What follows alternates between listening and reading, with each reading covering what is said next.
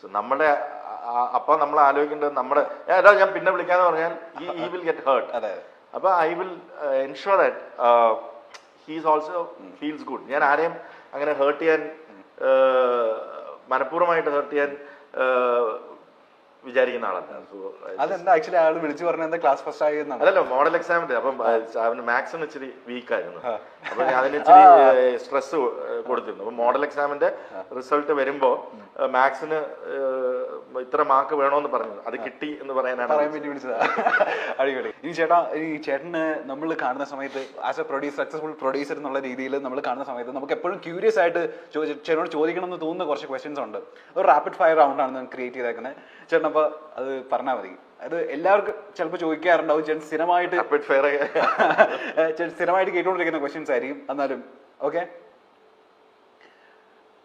Dash സിനിമയുടെ വിജയം ഞങ്ങൾ വിചാരിച്ചതിലും കുറെ ഇരട്ടിയായിരുന്നു. ചേട്ടൻ പ്രൊഡ്യൂസ് ചെയ്ത സിനിമകളിൽ ആ പെർട്ടിക്കുലർ സിനിമയുടെ വിജയം ഞങ്ങൾ പ്രതീക്ഷിച്ചതിന് മേലെ പോയൊരു സിനിമ ഡാഷ് ആയിരുന്നു എന്ന് പറഞ്ഞാൽ അത്രയും വലിയ വിജയം ചേട്ടൻ പ്രതീക്ഷ ചെയ്യണ്ടായിരുന്നില്ല.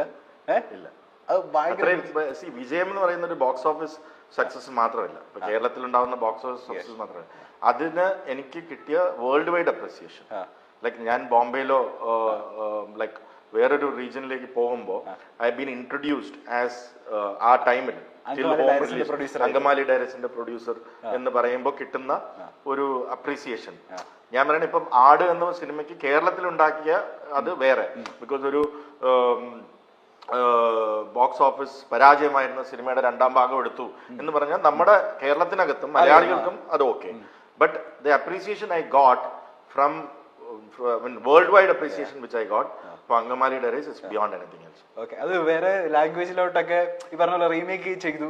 പക്ഷേ നമ്മൾ ആ അങ്കമാലി ഡയറീസിന്റെ അത്ര ഇപ്പോഴും ഞാൻ ബോംബെയിൽ പോകുമ്പോഴോ ഐ മെയ്ഡ് ഹോം എന്ന് പറയുമ്പോൾ oh is it such a wonderful movie എന്ന് പറയുമ്പോൾ I made produce Angamaly Diaries എന്ന് പറയുമ്പോഴാണ് oh my God now I have nothing more to ask എന്ന് പറയുന്ന ആ ഒരു ലേബൽ ഇറ്റ് ഇസ്. അപ്പൊ ആ വിജയമാണ് ഞാൻ ഉദ്ദേശിക്കുന്നത്. ഓക്കെ.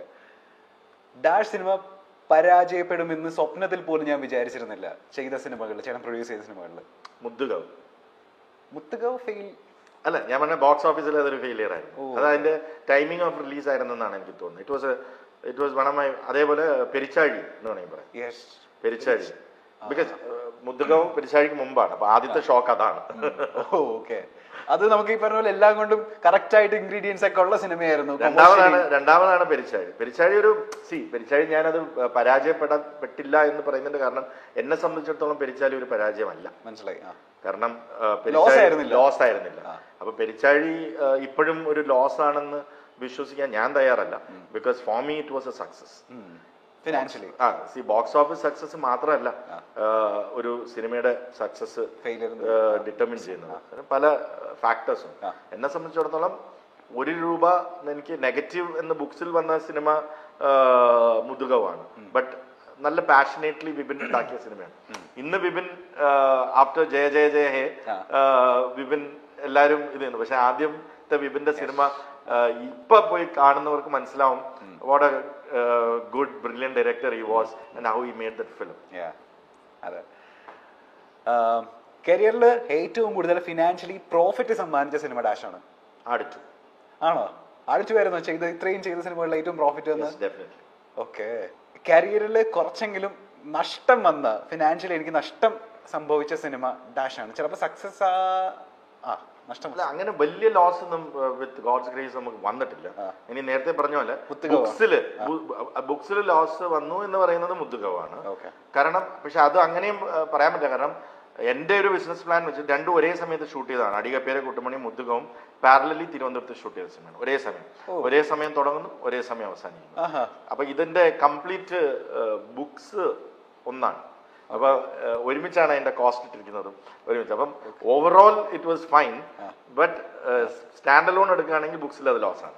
ഈ പുതിയ പ്രൊഡ്യൂസേഴ്സ് ഒക്കെ വരുന്ന സമയത്ത് നിങ്ങളോട് വന്ന് ചോദിക്കാറുണ്ടോ ചേട്ടാ ഒരുപാട് പേര് ഇതിന്റെ ട്രിക്സ് എന്താണ്, നമ്മൾ എങ്ങനെ ഒരു മിനിമം നഷ്ടമില്ലാതെ? പുതിയതെന്നല്ല, സീനിയർ പ്രൊഡ്യൂസേഴ്സും പഴയ അപ്ഡേറ്റഡ് ആയിട്ടുള്ള കാര്യങ്ങൾ ചോദിക്കാറുണ്ട്. നമ്മളെന്നാലും സത്യസന്ധമായിട്ട് അവർക്ക് പറഞ്ഞു കൊടുക്കാറുണ്ടോ? ഞാൻ പറഞ്ഞു കൊടുക്കാറുണ്ട്. ഞാനത് ചാനലിരിക്കുമ്പോഴും പറഞ്ഞു കൊടുക്കാറുണ്ട്. ഇന്നും ഒരു പലർക്കും ഒഫീഷ്യൽ അഡ്വൈസർ ഞാൻ തന്നെയാണ്. ഓക്കെ. ഇന്നയാൾ സംവിധാനം ചെയ്ത് ഇന്നയാൾ അഭിനയിക്കുന്ന ഒരു സിനിമ പ്രൊഡ്യൂസ് ചെയ്യണം എന്നുള്ളത് എൻ്റെ എക്കാലത്തെയും വലിയ സ്വപ്നമാണ്. അങ്ങനെ ഒരു സ്വപ്നം ഉണ്ടോ? ഉണ്ട്. പറയാൻ പറ്റുമോ? ലാലേട്ടൻ, റോജൻ തോമസ്. ഈ കോമ്പിനേഷനിൽ ഒരു സിനിമ സംഭവിക്കാൻ ചാൻസ് ഉണ്ടോ ഈ അടുത്ത്? ഉണ്ട്. ഈ അടുത്തെന്ന് പറയാൻ പറ്റില്ല. ഒരു സബ്ജക്ട് വർക്ക് ചെയ്തുകൊണ്ടിരിക്കുകയാണ്, തോട്ടായിട്ടുണ്ട്. റോജൻ ഞാൻ ഡിസ്കസ് ചെയ്തിട്ടുണ്ട്, ലാലേട്ടൻ്റെ എത്തിച്ചിട്ടുമുണ്ട്. പക്ഷെ ഡെവലപ്പ് ചെയ്യണം. റോജൻ കത്തനാറിന്റെ തിരക്കിലാണ്. അതിനുശേഷം ഞങ്ങൾ ഒന്നും കൂടി ഇരിക്കും. അതായിരിക്കും വിജയ് ബാബു എന്നാണ് you asking for the immediate dream, right? അങ്ങനെ പല ഡ്രീംസ് ഉള്ളതിൽ when you ask for an immediate dream, ആ സബ്ജക്ട് എനിക്കറിയാവുന്നതുകൊണ്ട് ദാറ്റ് വിൽ വർക്ക് എന്നുള്ളത് കൊണ്ട് അങ്ങനെ അത് സംഭവിക്കണമെന്ന് ആഗ്രഹമുണ്ട്. ഓ, അടിപൊളി. ഒരു ഫിലിം പ്രൊഡ്യൂസർ ആയില്ലായിരുന്നെങ്കിൽ എനിക്ക് ശോഭിക്കാൻ പറ്റിയ ബിസിനസ് ഡാഷ് ആയിരുന്നു. ഞാൻ മീഡിയയിൽ തന്നെ കണ്ടിന്യൂ ചെയ്ത് തന്നെ, അല്ലെങ്കിൽ ഒരു ചിലപ്പോൾ റെസ്റ്റോറന്റ് ചെയിൻ നടത്തിയാനെ. ഇപ്പൊ ചേട്ടൻ ഒരു റെസ്റ്റോറന്റ് ഇല്ലേ? ഇല്ല ഇല്ല ഇല്ല. ഞാൻ പ്രൊഡ്യൂസ് ചെയ്ത സിനിമകളിൽ എന്റെ പേഴ്സണൽ ഫേവറേറ്റ് ഫിലിം ഡാഷ് ആണ്. ഫിലിപ്സ് ആൻഡ് ദ മങ്കി മാൻ. ഓ, ഞാൻ വിചാരിച്ച ആളാ പറയാൻ പോകുന്നത്. അല്ല, എപ്പോഴും നമ്മുടെ ഫസ്റ്റ് ഇസ് ബ്യൂട്ടിഫുൾ അല്ലേ? നമ്മൾ ഫസ്റ്റ് പ്രൊഡ്യൂസ് ചെയ്ത ഫസ്റ്റ് ഒരു ലെങ്തി ക്യാരക്ടറിൽ അഭിനയിക്കുന്നു, എന്റെ ഫസ്റ്റ് പോസ്റ്റർ ഞാൻ പോയി കാണുന്നു. അപ്പൊ അതൊക്കെ ഒരു ഫീലിംഗ് ആണ്. ഫസ്റ്റ് ഫിലിം പക്ഷെ ബോക്സ് ഓഫീസ് ഹിറ്റ് ആയിരുന്നല്ലേ? അത് ബോക്സ് ഓഫീസ് ഹിറ്റും ആവുന്നു, അതിന് 5 സ്റ്റേറ്റ് അവാർഡ് കിട്ടുന്നു.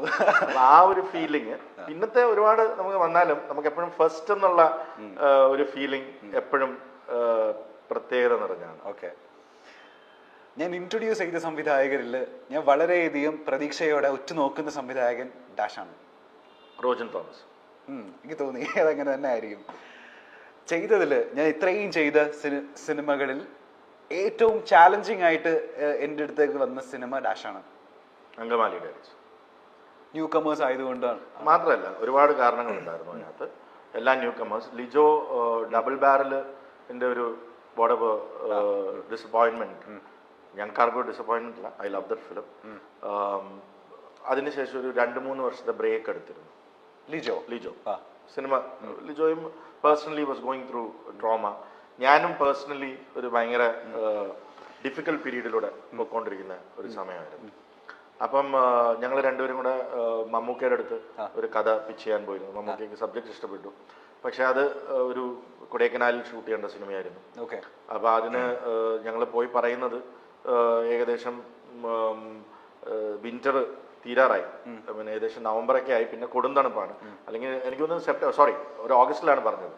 അപ്പൊ വിന്ററിൽ അവിടെ ഷൂട്ട് ചെയ്താൽ വളരെ ബുദ്ധിമുട്ടാവും, കാരണം മഞ്ഞിറങ്ങി കഴിഞ്ഞാൽ ഷൂട്ട് ചെയ്യാൻ പറ്റില്ല, രാവിലെ ഷൂട്ട് ചെയ്യാൻ പറ്റില്ല. അപ്പം ടൈം കുറച്ചേ കിട്ടുള്ളൂ. അപ്പം പിന്നെ അത് മെയ്യിലേക്ക് നോക്കാം, അല്ലെങ്കിൽ അപ്പം നമുക്ക് ബിസിയായി പോകും. അങ്ങനെ വീണ്ടും ലിജോ ഒരു വർഷത്തോളം വെറുതെ ഇരിക്കേണ്ടി വരും. ഞാനും വേറെ പ്രോജക്റ്റ് ഒന്നും ആയിട്ടില്ല. അപ്പൊ അങ്ങനെ ഇരിക്കുന്ന സമയത്താണ് പെട്ടെന്ന് എയർപോർട്ടിൽ വെച്ചിട്ടാണ് ഇങ്ങനെ ഒരു തീരുമാനം എടുക്കുന്നത്. ഞങ്ങൾ തിരിച്ചു വന്നുകൊണ്ടിരിക്കുമ്പോൾ എനിക്കൊന്ന് ബാംഗ്ലൂർ എയർപോർട്ടിൽ വെച്ചിട്ടാണ് ലിജോയും ഞാനും കൂടെ ഇരുന്നിട്ട് ഇനി എന്താ ചെയ്യുക, നമുക്ക് പെട്ടെന്ന് എന്തെങ്കിലും ചെയ്യണ്ടേ, നിങ്ങളും വെറുതെ ഇരിക്കണം, ഞാനും വെറുതെ ഇരിക്കണം. ചെമ്പൻ്റെ ഒരു കഥയുണ്ട്, ചെമ്പൻ ഡയറക്റ്റ് ചെയ്യാനിരുന്നതാണ്. അത് ചെമ്പന് ഞാൻ ഡയറക്റ്റ് ചെയ്യണമെന്നാണ്. പക്ഷെ എനിക്കത് ഇനി ആർട്ടിസ്റ്റ് അതൊന്നും, ഇത് ഒരുപാട് ആർട്ടിസ്റ്റ് ഉണ്ട് സിനിമയാണ്, അങ്ങനെ പോകാൻ പറ്റില്ല. അത് എല്ലാം പുതുമുകളെ വെച്ചിട്ട് ഞാൻ നിങ്ങൾ തയ്യാറാണെന്ന് വെച്ചു. എൻ്റെ ആണെങ്കിൽ ഞാൻ ആ സമയത്ത് കുറച്ച് ബാങ്ക്രപ്റ്റാണ്. അതിൽ വേറെ ചില ഇൻവെസ്റ്റ്മെന്റ്സും കാര്യങ്ങളും, വേറെ ചില പേഴ്സണൽ ഡിസാസ്റ്റേഴ്സ് അതൊക്കെ വന്നിട്ട് ഞാൻ ആ സമയത്ത് ടോട്ടലി ബാങ്ക്രപ്റ്റാണ്. അപ്പൊ എന്നെ സംബന്ധിച്ചിടത്തോളം ഉള്ള പൈസ അവിടെ നിന്ന് ഇവിടെ നിന്നൊക്കെ എടുത്തിട്ട് ഒരു പടം ചെയ്യാം. അപ്പൊ അത് സക്സസ് ആയില്ലെങ്കിൽ എനിക്കും ലിജോയ്ക്കും അതൊരു നഷ്ടമല്ല, ഞങ്ങളുടെ ഒരു കരിയറിലൊരു ഷോർട്ട് ബ്രേക്ക് പോലെ വന്നേ. I would have not been able to create add to home, അങ്ങനെയുള്ള ഇപ്പൊ നിങ്ങൾ കണ്ടുകൊണ്ടിരിക്കുന്ന സൂഫീൻസ് ജാഥയും അതൊക്കെ ഈ കണ്ടുകൊണ്ടിരിക്കുന്ന ഇതെല്ലാം അങ്കമാലി ഡയറീസ് വർക്ക് ആയില്ലായിരുന്നുവെങ്കിൽ ഇതൊന്നും ഉണ്ടാവില്ല. ഒരു ബ്രേക്ക്, ചെറിയല്ല, വലിയ അത്യാവശ്യം വലിയൊരു ബ്രേക്ക് വന്നത്. അപ്പൊ അതിന്റെ സക്സസ് ആണ് പിന്നെ അങ്ങോട്ട്. അപ്പൊ അത് ഭയങ്കര ഒരു മൂമെന്റ് ആണ്. പക്ഷെ ഇത് ചെമ്പൻചേട്ടൻ സംവിധാനം ചെയ്ത സിനിമയാണ്, കഥയായിരുന്നു. ചെമ്പൻ തന്നെ സംവിധാനം ചെയ്തിരുന്നത്. അപ്പൊ ചെമ്പൻചേട്ടൻ ആലോചിച്ച് വെച്ചിരുന്ന വലിയ കാസ്റ്റ് ഒക്കെ വെച്ചിട്ടായിരുന്നല്ലോ? അതെ, വലിയ കാസ്റ്റ് അല്ല, എല്ലാ അത്യാവശ്യം അറിയപ്പെടുന്ന ഒരു ഗ്രൂപ്പ് ഓഫ് കാസ്റ്റ് ആയിരുന്നു. അങ്ങനെയാണ് വെച്ചിരുന്നത്. അവർക്കെല്ലാം നല്ല വിഷമമുണ്ടായി, ബിക്കോസ് നമ്മള് പെട്ടെന്ന് ഇതിലേക്ക് വന്നപ്പോ എല്ലാം മാറിയിട്ട് പുതിയ ആൾക്കാരെ. പക്ഷെ ഇത് ഭയങ്കര പെർഫെക്റ്റ് ആയില്ല ഇപ്പൊ അത്, ആ സിനിമ തിരിഞ്ഞു നോക്കുന്ന സമയത്ത് ഇങ്ങോട്ടും ആവാലോ.